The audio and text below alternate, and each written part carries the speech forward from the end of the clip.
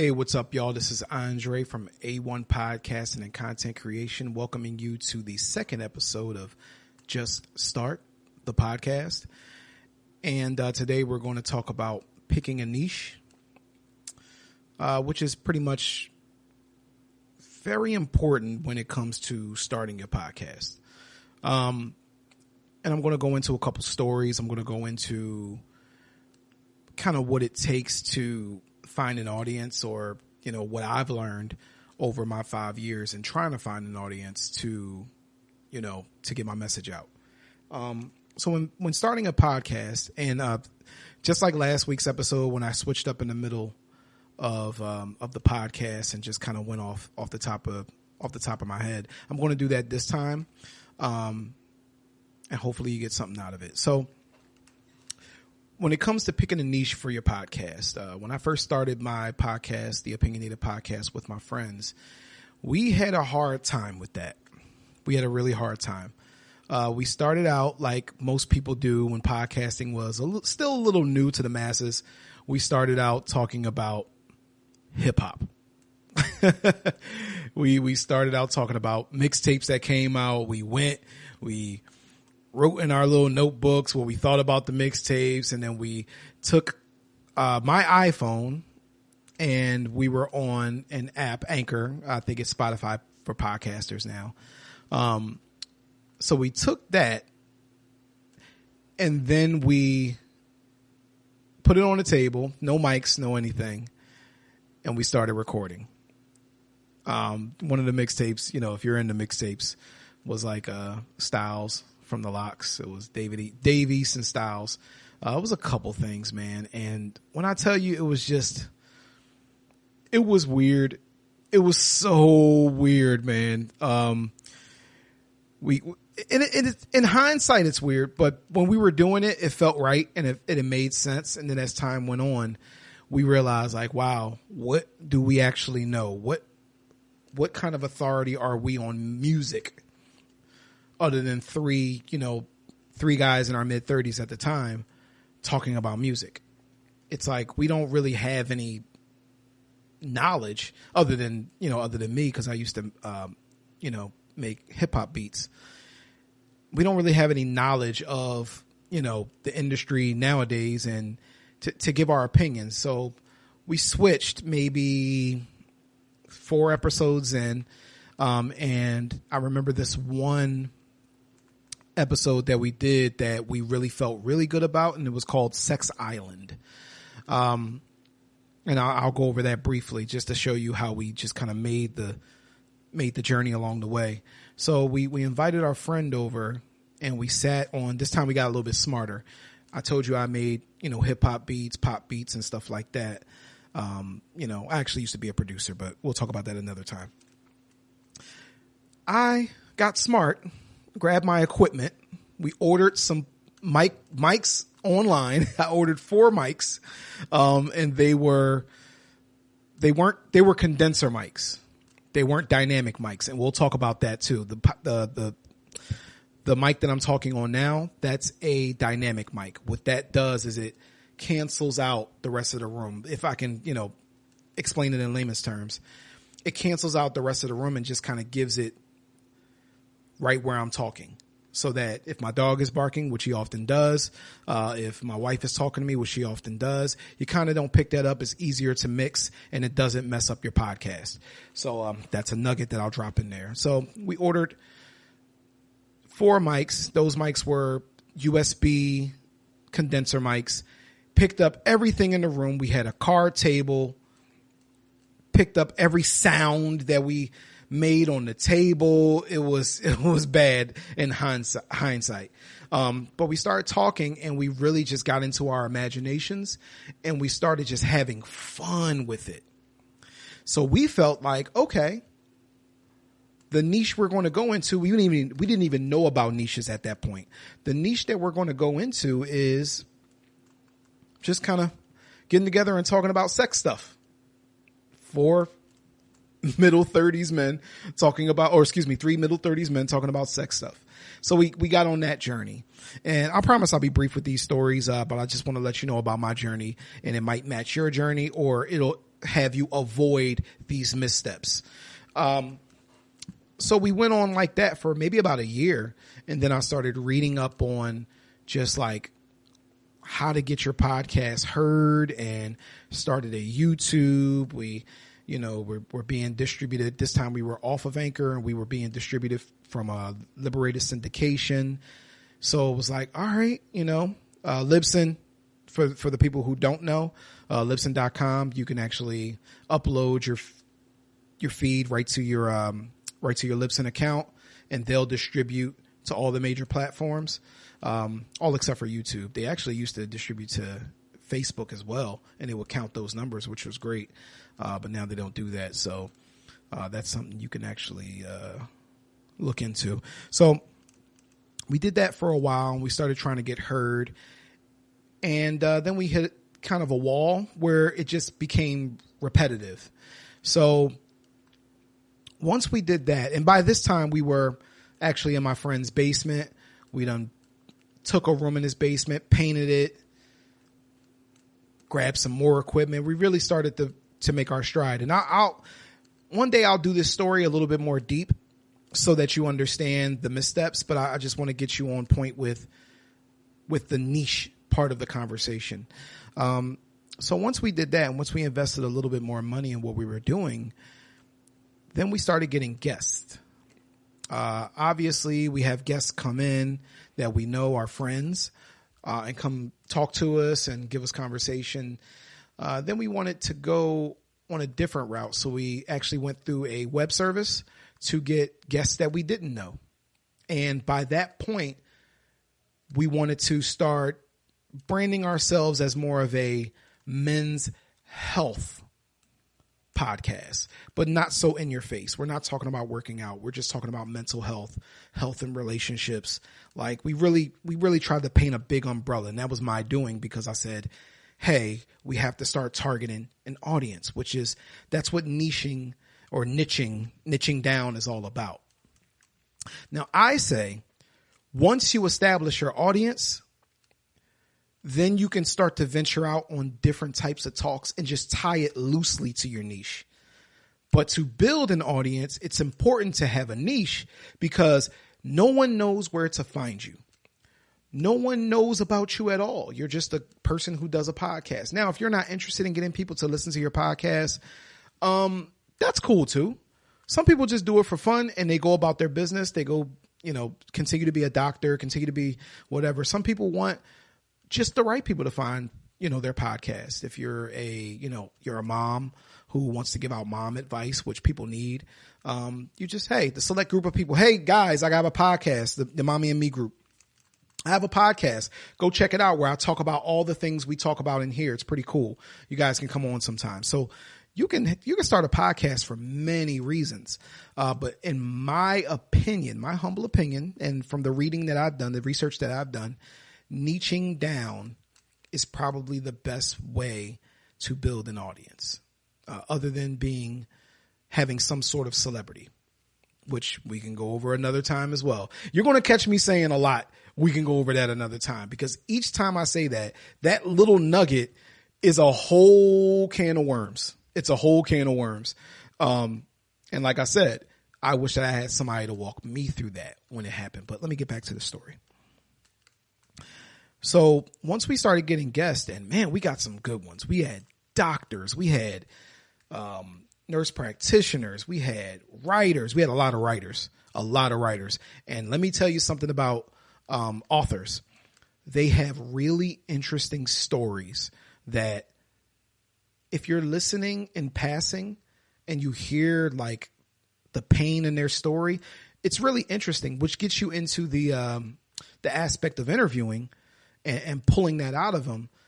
When you can successfully pull a great story out of a interviewee, it feels good, and it's good for the listener, because they can also take something from that. So what I wanted to do is I wanted to truly tap into that part of podcasting. Like, hey man, there's people who are going through some rough times, who wanted to kill themselves, or who, or unalive themselves. I think people say wanted to unalive themselves. There's people who are, who lost their job. There's people who just want to relate to somebody and see that there's light at the end of the tunnel. Let's highlight that in our work. And when you think about communication with your co-host, if you have any co-hosts, that's when things can get a little muddy, because not everybody can want what you want out of a podcast. Not everybody can see your future, or not everybody can see your vision. So let me pause this story and talk about vision and how that relates to your niche. When you select a niche, what I would like to say is pick what comes naturally to you, what you feel like you can talk about and you're most knowledgeable about, and what you feel like you could talk about for a very long time. Okay? If somebody interviewed you on that particular subject, you can conduct an interview and not sound like a complete idiot. So, I say that to say, once you pick that niche, your vision for the podcast, I would say, must be clear. As clear as you can make it. The reason why I say it has to be clear is because you have to know where you're going with each episode. Some people will tell you not. Some people will tell you that I'm wrong. But in my experience, not knowing where you're going means you're constantly circling back and changing something, which can be good. But after a certain amount of years, which that happened in our situation, in a certain amount of years, when you're still circling back and changing things, you wind up not going anywhere in either category. Why? Because you and your co-host's vision weren't the same. So having a vision for your podcast, and we can break that down in a future episode on how to properly vision out. You can use a vision board if you want your podcast or your content, so that in the future you can really branch off. Listen, I'm all over the place. Okay. Like I told you, I'm going off the top of my head because I just want it to come from the heart, but take what you can from what I'm saying. Another side note, what I have planned here with what I'm giving you is part of a larger vision. Let me explain. I started A1 podcasting and content creation. Okay. And my idea is to open a physical studio where people can come film podcasts, but they have multiple rooms where they can film these podcasts. I mean, single man podcasts, 2-man podcasts, and group podcasts. Okay. Also an area for people to, do any speaking engagements or even, throw a party, but that's a whole nother thing. What struck me a month ago is, okay, I need funding for that. That's fine. But what I can do in the meantime is I can actually do the work that I want to do without the facility by just speaking about what I know. I wasn't thinking about having a single man podcast. It's weird for me to even talk to no one and not have anybody to bounce words off of. So the vision for me is, while doing this, I'll actually connect with more people doing the same type of work, which eventually will find me to the right people to bring into my studio. That's a vision. I'm seeing years from now. I'm not just seeing right now. That's a vision for what I'm doing. So every step I take within that vision is going to get me to that end goal that I'm seeing. So it keeps my steps in order. Because say if I didn't have a vision for this podcast or didn't have a vision for what I'm doing, you might catch me one day just doing a podcast about relationships. Well, who wants to hear that? If I'm coming to you trying to give you advice on podcasting and on content creation, it muddies everything up. Whoever you had your first couple episodes now drops off because, oh, you're not talking. I connected with you and then you broke that connection. I don't get my relationship talk from you. I don't trust you yet. You understand? That's important when it comes to building an audience, is having that vision and having that niche. So that's why I went off on that tangent. I just want to let you know where things are going, whoever you are. So we're at the point now where, when it comes to my other podcast, in that story, we got to the point maybe a year ago. This is while we were interviewing people, doctors, authors, just a bunch of interesting people, voice actors. Let's see, my man Vinny, who was an executive at MTV.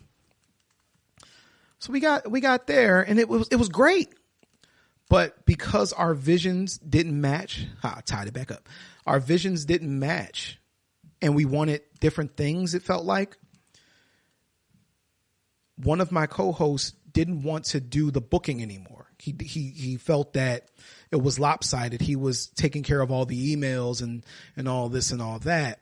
So he didn't necessarily want to do interviews anymore because it became too much for him. He felt like. So he also felt like he wasn't being himself. And I'm using quotation marks because we still do interviews here and there. So he felt like he wasn't being himself. So we had to redo the whole thing and then go back to relationships or whatever makes them feel good. So what happened is we started one way. Through the middle, we did a 180, and then we ended up where we were maybe 3 years before that or 2 years before that. So it's a journey, but if you don't have the vision and your visions don't align, you're going to have these missteps. So that's why I say it's very important to pick a niche and try to design your content around that niche. A little bit more information on that. And that's with your Instagram and your social media as well. People come to you for the same things, man. There's millions of people making content, let alone podcasts. There's millions of people making content online, millions of people. Who are you in those millions of people, and why do people come to you? Why do people come to you for your specific content? So when niching down, you also have to understand how to be different enough where people come to you over that other person. And you also have to be yourself, because you don't have to try when being yourself. So when they come to you, they're coming to you for you. And can't nobody copy that. No one can copy that. You know what I mean? So continuing with this niche conversation. You ever notice when you're on your social media that another person can maybe do a walking video, which I do, a walking video where they're talking into the camera, and somehow a lot of people are just interested in them walking and talking? You ever notice how they can post a picture of them playing with their dog, or a video of them playing with their dog, and all of, 700,000 likes, and you're like, wait, what? That's part of having a niche. And then once you build your audience, unless you're a celebrity, excuse me, unless you're a celebrity, then things can become quite simple. You can fall on your face and a million people will like it. And once again, we'll discuss that later on how being a celebrity or having some type of social worth, if I pick the wrong words, that's on me, how that affects how you can start a podcast and be successful out the gate. And I'll give examples of that whenever we have that episode. But when you post your content, nobody seems to care. All of that is about your niche. If I am a producer, when I was a producer, music producer, when I posted about me, no one cared. But if I posted a beat, all of a sudden you'll get likes, you'll get the fire emojis, you'll get all this stuff. Well, that's what people come to you for. They're not coming to you for that other stuff. They're not, sorry, until you build and hold that connection with an audience. After you do that, Then you can go into other things. So it's very hard. Right now, I am building my business page. And I've built a page. I built a couple pages already. No, I didn't do any impressive numbers yet as far as follower count. I don't pay for anything. I don't do that stuff. And I don't go to anybody else for promotion, which is going to change as far as going to somebody else for promotion, because you gotta get with other people. Right now I'm at 107 followers with this page, and it started from scratch. Pay attention in the next couple months, because I'm going to stick with the same subjects, and I'm going to give you honest advice. I'm going to give you everything from the heart and genuinely try to help people, which I feel like I've been called to do. Watch how that follower count changes. Watch how many people connect with me. It's at A1 Podcasting and Content Creation. Okay? We are going to build this community, and we're going to help each other. And that's how you grow. If you are a seamstress, or let me give you another example, and then we'll cut this out. If you are a clothing designer and you have a podcast and a social media with all of your stuff on it, you get other designers in, okay, you get people who've ran successful clothing brands, like you just keep it within that niche. That's how you grow. Because if I'm a clothing designer or a brand owner, you got some tips and some tricks that could save me some time. So I come to you for that. I don't come to you to see you smoking weed. I don't come to you to see you doing any other nonsense, because it will turn me off. And we all know everybody's attention span is like this now. And people will never see you again. There's too many people online. They will never see you again. You want to connect with people, and you want to keep them around, and you want to give them value. Next episode most likely will be about giving value. So be sure to tune in for that. So I'm going to wrap this up. I feel like I've been a little long-winded, but hopefully you got some good nuggets out of this episode. Okay. Remember, niche down. Okay. At first, have a vision, have fun with that vision, and see the future, so that every step you take can be towards that vision. Okay. And that goes with anything. So that wraps this episode up. I'll see you guys next time. Make sure to tune in.